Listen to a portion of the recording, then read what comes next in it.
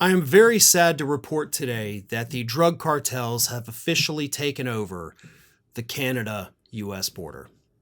Or at the very least, that is what Republican Congressman Byron Donalds from, of course, Florida, said to Fox Business host Larry Kudlow this week. The drug cartels have what he calls operational control of not just the southern border, but also the northern border. So if you're in the United States trying to get into Canada, you're going to have to get through the drug cartels, unfortunately, because as we all know, I mean, those drug cartels just up there and, North Dakota, right?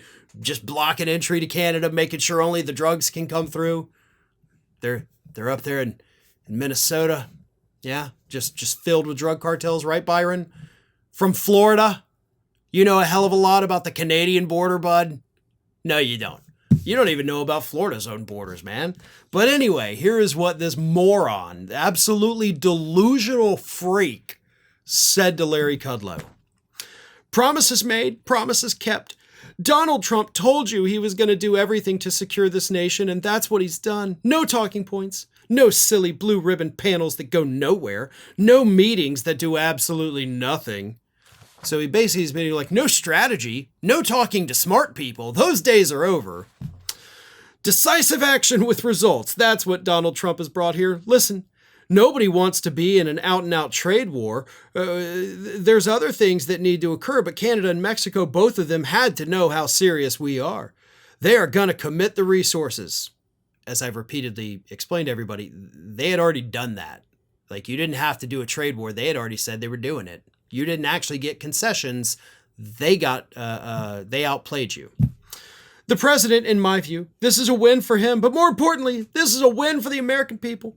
Fentanyl has been killing more Americans than anything else in our country. That's not true.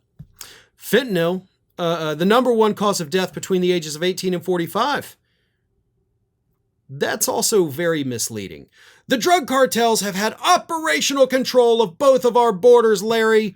This has got to change. Donald Trump promised it, and he has delivered. All right, so let's talk about that for a minute. As I mentioned, that 18 to 45 statistic about fentanyl being the leading killer, sure, there are some websites that do say that. However, they don't all. Actually, injuries and accidents for ages 18 to 45 are in fact the leading cause of death, not fentanyl. Furthermore, you typically don't measure that age group. It's usually not 18 to 45. Typically, you will do 18 to 29 or 18 to 30. So I did some digging on this, did my homework. When you reduce that age range from 18 to 30, you get a very different cause of death. 18 to 35, you get a very different cause of death. Again, you're looking at injuries and accidents. When you reduce it down to 18 through 29, gun deaths. See, that's why they picked the through 45. Because look, it's not kids that are being killed by fentanyl all the time. It's middle-aged people. For the most part, not saying kids don't die from it. They absolutely do. And fentanyl is horrible. But most of the fentanyl coming into this country, according to the government's own statistics, 80 to 90% of it is coming into the country via U.S. citizens. I don't know why I put it up myself. I'm not doing it. But people that live here are bringing it in, not the undocumented people. And by the way, most of it actually comes in through ports of entry, not the borders. But he's lying his face off here. He's lying his face off to justify whatever the hell it is Trump wants to do. And I got to add, because he says something absolutely hilarious here. He then says, the rest of the world understands this ain't Joe Biden. When Donald Trump says something, he's going to do it. There's not going to be this soft diplomacy of Tony Blinken. When Marco Rubio shows up, you know we mean business, he says. Yeah. Because nothing strikes fear into the heart of a foreign country like Marco Rubio showing up.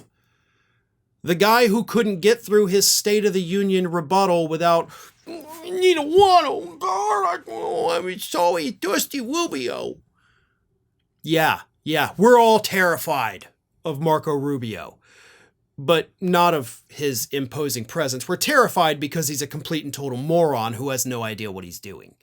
Other countries, however, are not afraid of him. You know, Marco Rubio is not going to show up somewhere and a foreign leader is going to be like, oh crap, they mean business. They sent the thirsty guy. That's not going to happen. But this is just the stupid world we now live in, thanks to Donald Trump being our president once again. Thanks for watching, everybody. And if you're not already, please subscribe to the channel. We got fresh content every day for you. And if you want to follow us across social media, make sure you check out all of the social links that we have posted in the description of this video.